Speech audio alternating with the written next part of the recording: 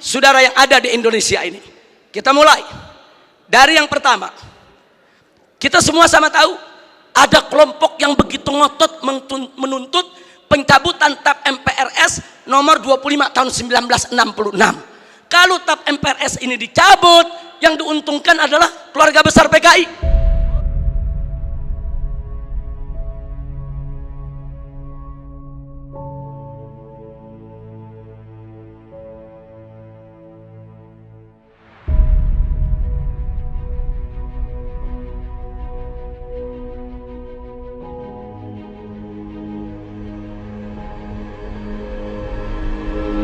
Mari kita lihat indikasi kebangkitan PKI saudara yang ada di Indonesia ini.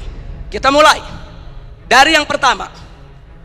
Kita semua sama tahu ada kelompok yang begitu ngotot menuntut pencabutan TAP MPRS nomor 25 tahun 1966. Kalau TAP MPRS ini dicabut, yang diuntungkan adalah keluarga besar PKI. Ini indikasi saudara. Enggak mungkin yang bukan PKI menuntut pencabutan daripada TAP MPRS tersebut. Karena kalau TAP MPRS nomor 25 tahun 66 dicabut, yang untung bukan umat Islam, yang untung bukan tentara, yang untung bukan polisi, bukan, yang untung bukan negara, yang untung adalah kader-kader PKI. Nah sekarang yang kedua, saudara, sebelum tahun 1998, sejarah pengkhianatan PKI di Madiun 1948 maupun G30S PKI 1965 itu tercantum, diceritakan dalam sejarah Indonesia, masuk dalam kurikulum. Jadi dari tahun 1965 sampai 1998 sejarah pengkhianatan PKI merupakan bagian daripada kurikulum pendidikan untuk pelajaran sejarah Indonesia. Tapi begitu masuk reformasi 98, saudara, pelajaran tentang pengkhianatan PKI baik di Madiun 1948 maupun G30S PKI 1965 dihapuskan dari kurikulum pendidikan.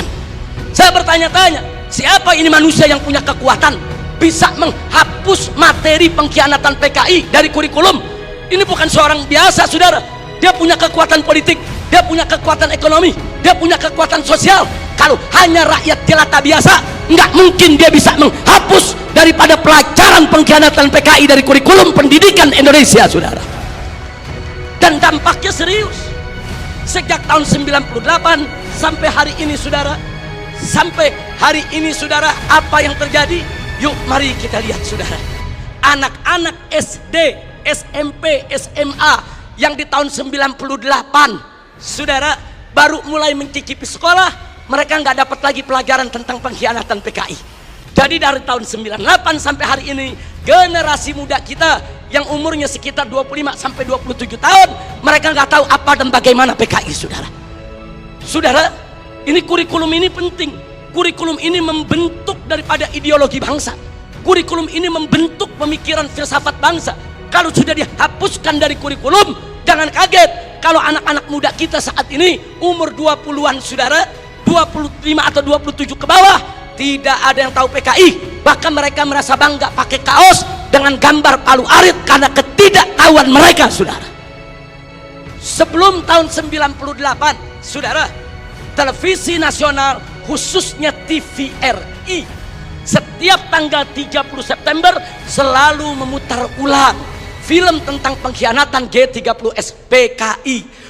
Hingga dari Sabang sampai Merauke, dari gunung sampai ke lembah, orang di kampung-kampung nonton film tersebut, saudara. Mereka tahu betapa biadabnya PKI, betapa zolimnya PKI, betapa pengkhianatan yang dilakukan oleh PKI. Tapi sayang sejuta sayang, setelah reformasi tahun 98 tidak ada satupun stasiun televisi sampai hari ini yang berani menayangkan kembali daripada film pengkhianatan G30S PKI, saudara. Ada apa? Siapa itu orang yang bisa nakut-nakuti televisi? Siapa itu orang yang bisa neken media televisi? Siapa itu orang yang menguasai media di kita punya negeri sampai media takut, nggak berani untuk menayangkan film itu kembali, saudara? Nah, ini fakta. Ini merupakan indikasi kebangkitan PKI yang tidak terbantahkan. Omong kosong kalau ada mengatakan PKI tidak akan bangkit. Omong kosong kalau ada mengatakan PKI PKI akan bangkit atau PKI ini sudah final tidak akan bangkit lagi. Omong kosong saudara. PKI sedang bergerak, PKI akan bangkit kembali, PKI akan melibas kita semua kalau kita tidak merapatkan barisan dari sekarang saudara. Dulu sebelum 98 ada Litsus, penelitian khusus bagi pejabat publik di Indonesia saudara. Seseorang ingin jadi gubernur, ingin jadi kepala daerah, apalagi mau jadi menteri saudara, ada penelitian khusus. Siapa dia? Bagaimana ideologinya? Apa keterkaitannya dengan PKI saudara? Kalau terbukti ada keterkaitan dengan PKI, apalagi mengusung ideologi PKI, tidak akan pernah dilantik oleh negara sebagai pejabat publik saudara. Tapi semenjak tahun 1998 Litsus ditiadakan. Nah, kemudian baik yang kelima saudara, putra putri PKI keturunannya masuk ke partai-partai politik, masuk ke instansi lembaga-lembaga negara saudara, dan dari sanalah saudara mereka mempengaruhi kebijakan-kebijakan untuk keuntungan PKI. Baik, yang keenam, mari kita lihat lagi saudara. Kita tidak boleh menutup mata. Sejak tahun 1998 begitu banyak buku-buku yang membela PKI. Dibagikan secara gratis, dijual dengan bebas di toko-toko buku saudara.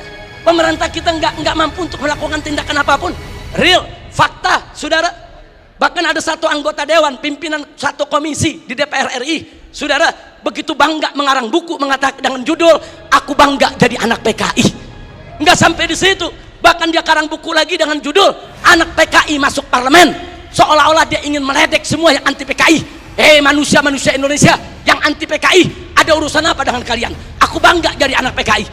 Bangsa Indonesia yang anti PKI, ada apa dengan kalian benci PKI? Ada apa musuh PKI? Aku anak PKI masuk parlemen dan aku bangga menjadi anak PKI. Innalillahi wa inna ilaihi rajiun. Ini indikasi.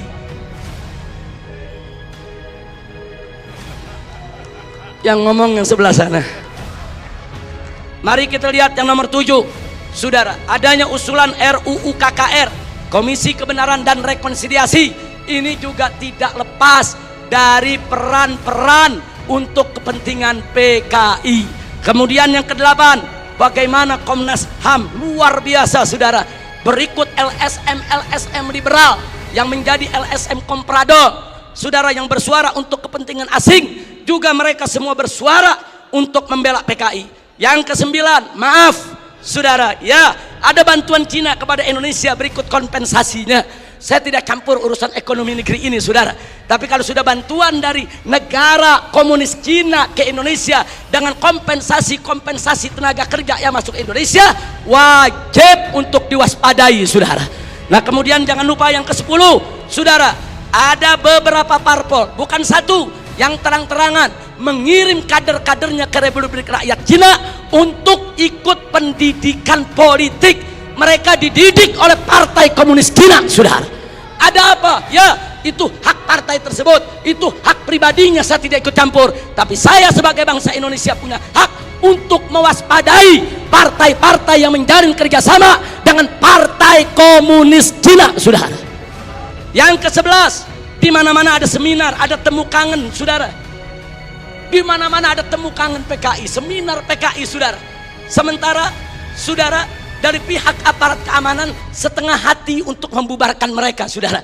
Berapa kali di Taman Ismail Marzuki mereka menggelar acara, bikin kegiatan saudara. Ada bentrokan dengan gerakan bela negara, dengan laskar-laskar FPI di beberapa tempat saudara. Ada apa? Ada lagi anggota-anggota dewan yang merupakan kader PKI menggunakan kunjungan kerja mereka untuk membuka temu kangen kader PKI sebagaimana terjadi di Banyuwangi beberapa waktu yang lalu saudara. Yang ke-12, pembentukan ormas orsospol yang berafiliasi kepada PKI, pemutarbalikan sejarah PKI dan lambang PKI saudara.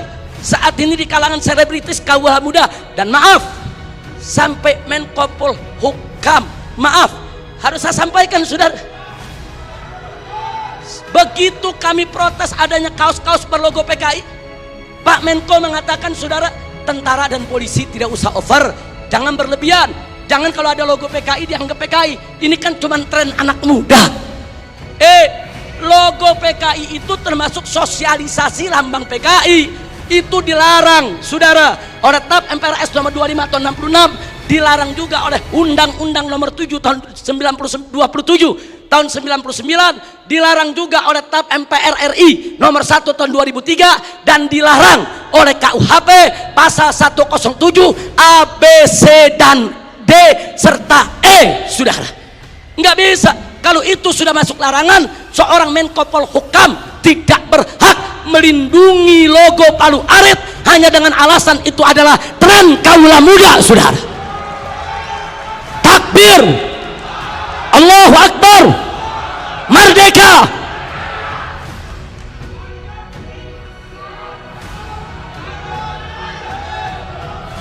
Baik, yang ke-15, saudara. Belum lama ini, saudara, ada usulan konyol penghapusan kolom agama dari KTP, saudara. Kalau kolom agama dihapuskan dari KTP, saudara, maka ini merupakan kesempatan bagi kalangan ateis, bagi kalangan PKI untuk tidak lagi mencantumkan agamanya, saudara. Ini berbahaya. Ini merupakan indikasi kebangkitan PKI. Baik, yang ke-16, saudara. Dorongan untuk minta maaf kepada PKI. Ada apa? Saya ditanya sama wartawan, Habib Rizik, ini bagaimana sikap FPI kalau presiden sampai minta maaf kepada PKI? Saya jawab, kalau presiden ngotot meminta maaf kepada PKI, saya usul sekalian saja minta maaf sama Belanda dan Jepang. Jangan tanggung-tanggung minta maaf, saudara. Minta maaf saja. Belanda, maaf dulu pejuang kami membunuh tentara Belanda. Jepang, maaf dulu gerilyawan kami membunuh Anda. Minta saja sekalian maaf kepada Belanda dan Jepang, saudara. Belanda dan Jepang itu penjahat, saudara. Sebagaimana PKI, bukan kita yang minta maaf kepada Belanda dan Jepang, bukan kita yang minta maaf kepada PKI. PKI yang harus minta maaf kepada bangsa Indonesia, saudara. Baik, kemudian berikut yang ke-17, saudara. Maaf, sekarang ini ada jargon revolusi mental. PDIP juga.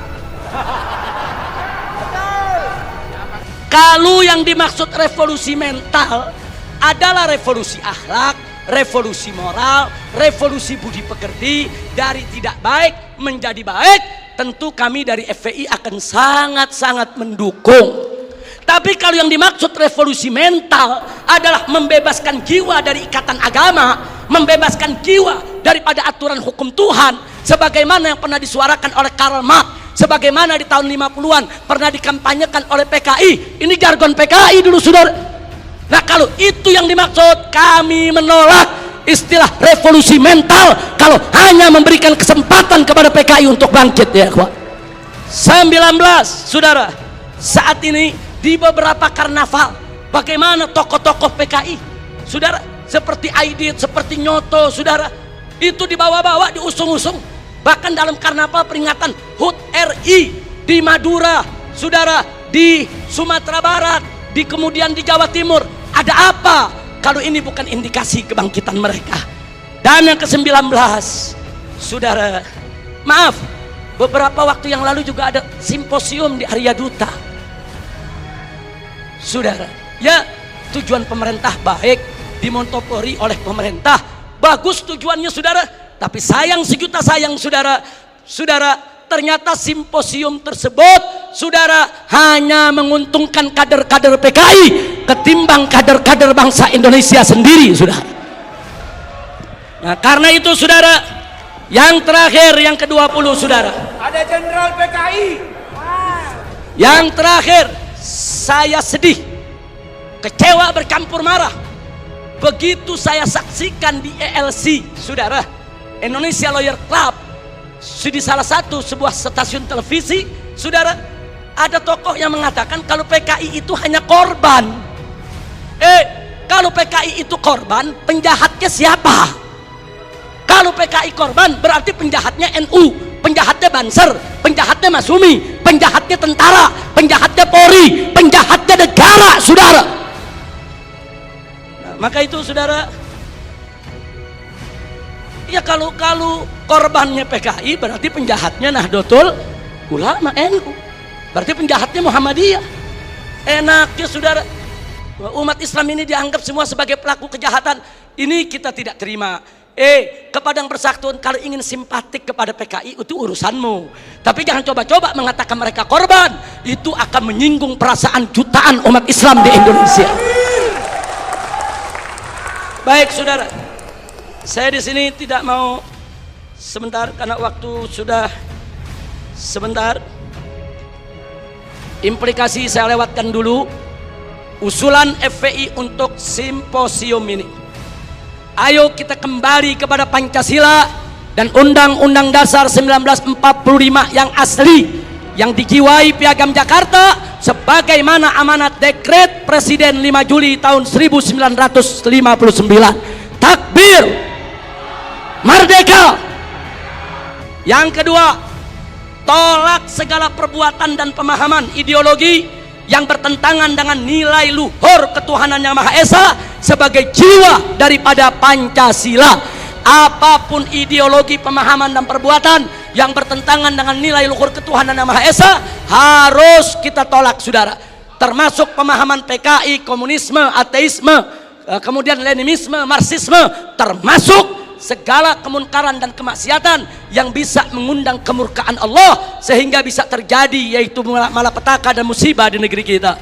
Yang ketiga, tegakkan dan laksanakan TAP MPRS nomor 25 tahun 66, Undang-Undang nomor 27 tahun 99, TAP MPRI nomor 1 tahun 2003 dan KUHP pasal 107A sampai E.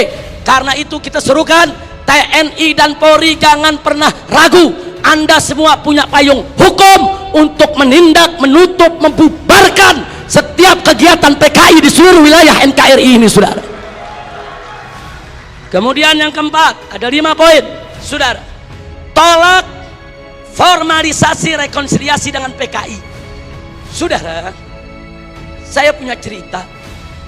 Di tahun yang lalu 16 Agustus tahun 2015, kami Ormas Islam itu melakukan long march yang diikuti oleh ratusan ribu umat Islam dari Senayan, Sudirman, Tamrin sampai ke Istana. Kenapa kami gelar itu parade tauhid saudara dengan ratusan ribu umat Islam? Karena kami dengar dari sumber yang sangat terpercaya bahwa Presiden saudara berencana untuk memasukkan saudara item permohonan maaf kepada PKI di dalam pidato kenegaraannya.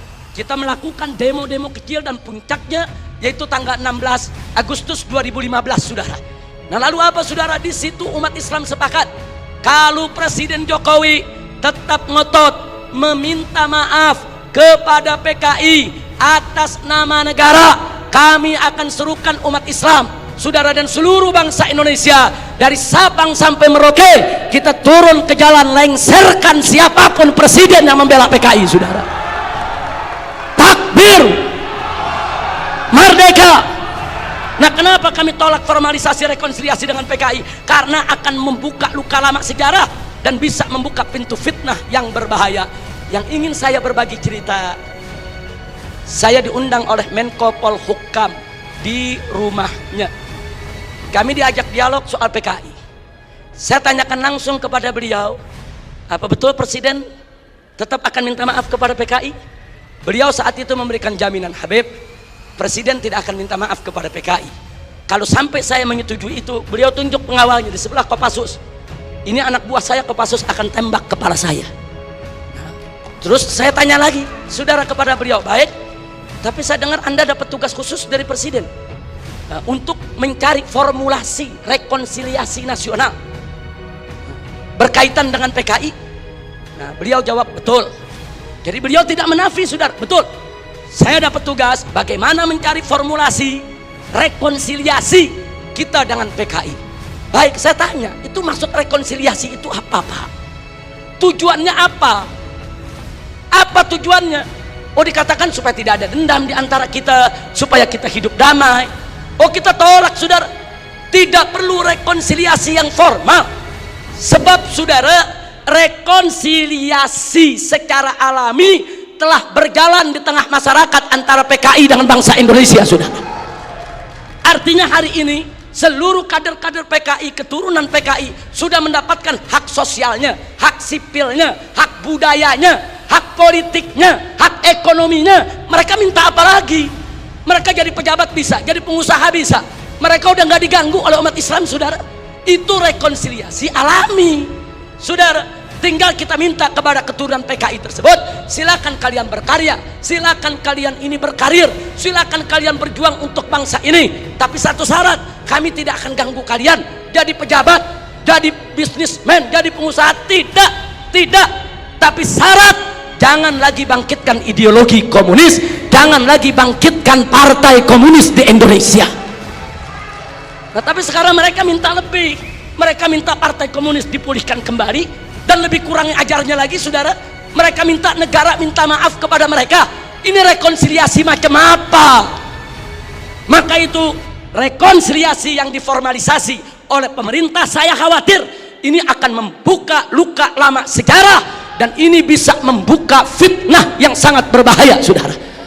Makanya tepat yang dikatakan oleh Kiai Haji Salahuddin Wahid, cucu daripada saudara pendiri Nahdlatul Ulama beberapa waktu yang lalu, kalau presiden pemerintah ini sampai minta maaf kepada PKI, akan melukai seluruh perasaan daripada warga NU.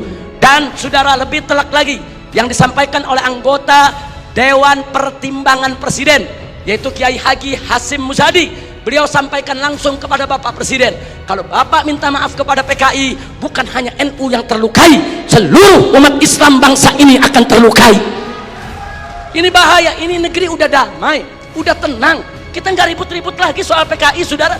Kenapa mau dikorek-korek lagi luka lama, saudara? Nah, karena itu, saudara, kalau ada usulan bongkar itu kuburan massal yang isinya PKI, apa seluruh kuburan mau dibongkar? Kuburan kiai-kiai, santri-santri, saudara, umat Islam yang mereka sembelih, apa semua mau dibongkar? Apa semua juga mau dibangkitkan kembali, yaitu luka lama yang sudah ada?